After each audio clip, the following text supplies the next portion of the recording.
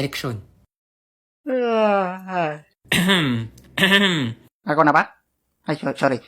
Sa darating na eleksyon, gusto lang namin na ipalala sa bawat Pilipino na mahalaga ang pagboto. Huwag niyong sayangin ang kalayaan at pagkakataon na pumili ng bagong leader na magpapatakbo sa ating... Ang haba naman ito.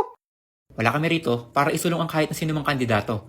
Bagkus, nandito kami para ipaalala sa inyo kung gaano ka-importante ang inyong pagboto.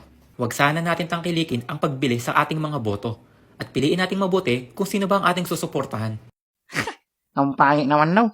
Para mong sinabing sagutin yung manliligaw mo, tapos dinadaan ka lang sa pira. O, di ba? Tama ako, di ba, partner? Tama. Gawin mo din yung parte mo na mag-research at i-check kung sino ba talaga ang karapat-dapat sa posisyon. Lahat tayo may sariling desisyon. Huwag tayo magpadala sa kahit anumang pakulo o magagandang pangako ng mga kandidato. Parang yung manliligaw mo, ang galing sa simula, di ba?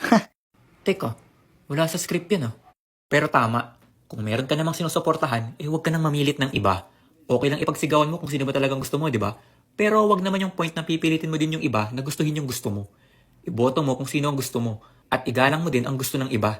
Iba-iba ang pananaw ng bawat tao at irespeto mo din ang gusto nila. Oo nga kasi, huwag na kayong mag-away-away, Diyos ko. Kasi sa bandang huli, tayo-tayo pa rin naman yung magkakasama. Pilipino pa din ang tutulong sa kapwa Pilipino. Iwasan na natin magsiraan at bagkus magkaisa para sa ikauunlad ng ating bansa. Nasa sa atin pa din naman talaga kung aahon tayo sa buhay eh. Kung yung iasa lahat sa gobyerno. Ang hirap din kasi sa iba, inaasa talaga ang lahat. Kung gusto nyo guminhawa, magtrabaho ka, magsumikap. Nasa diskarte pa din naman natin yan kung paano tayo giginhawa. Hindi tayo aangat lahat kung maghihilahan tayo pababa. Kaya sa darating na eleksyon, suportahan... Ba't ka umiiyak? Ang ganda kasi ng linya mo dun, pre. Ay nako. Basta, bumoto kayo at iboto nyo kung sino ang karapat dapat. Ganun lang kasimple, bumoto tayo para sa Pilipinas.